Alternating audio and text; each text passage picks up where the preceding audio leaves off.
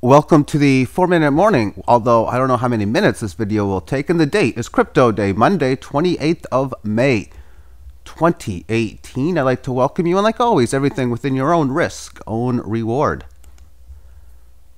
Let's take a look at coin market cap with the market cap of cryptos down to 314 billion, Bitcoin down 1% only, but everything else down significantly more. As I will scroll down this list, it's taken a while for a green. We notice the tether with Bitcoin down 1% against the dollar. It's down only 1/3%. Find that interesting. Let's move on. We still don't see a green one. Decred. I've owned that in the past. I don't own that now. Bitcoin private up 7%, but the losers 10% down for Stratus. Golem's up barely. IOST, Wade Chain, or Wacky Chain, I don't own that.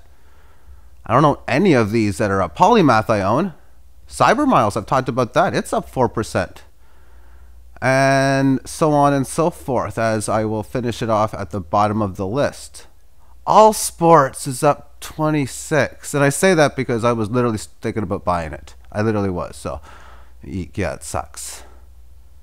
Okay, so anyway, on to the charts. This is Civic on the 5-minute time frame. So it goes from a 42 and change handle to about a 64 handle, now down to about 46. This happened in 4 in the morning. Volatility, the name of the game. I'm going to get to Bitcoin soon, but let's first look at Dash. It was $543 at this high. That's almost half of its value that it has lost.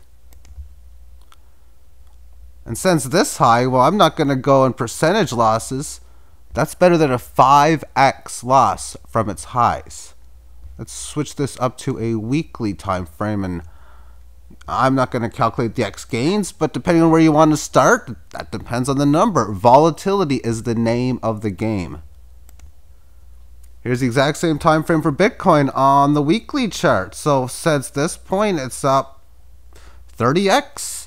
From its top, it has declined about 1/3 of its value.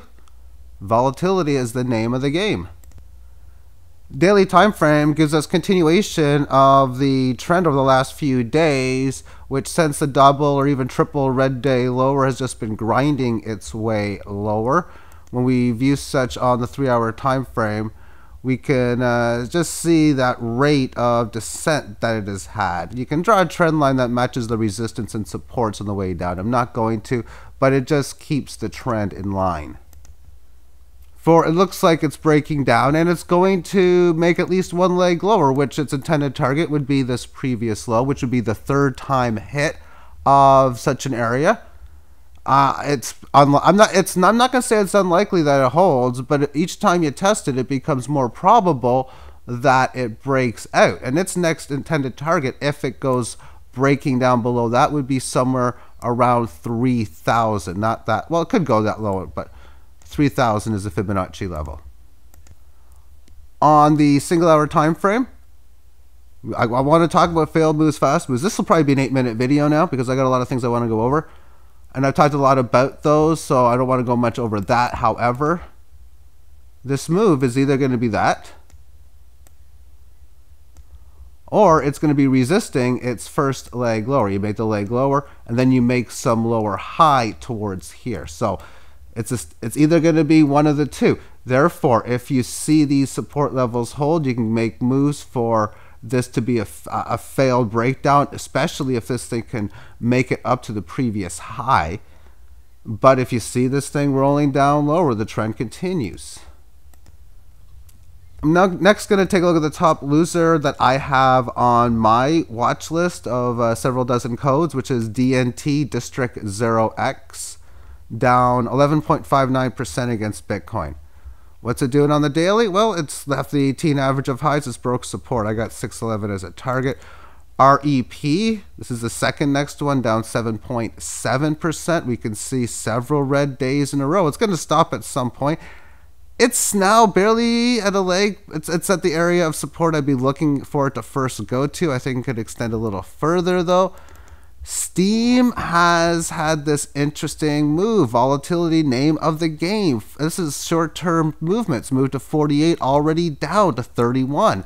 It came in April from 20. Big move. So it's now getting close to an area where it may find some support near the 30 number, and the keyword's always that in May.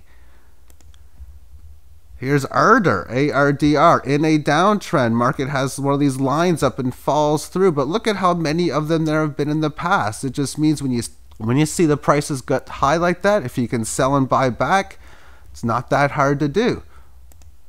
Cloak on the daily time frame has now had an okay leg from this support that it's broken below from falling from this 18. It does have deeper support at a range of about the 78, but I really can't give this 60 much of a, it's tough to give it much precedence or try to pick a bottom rather.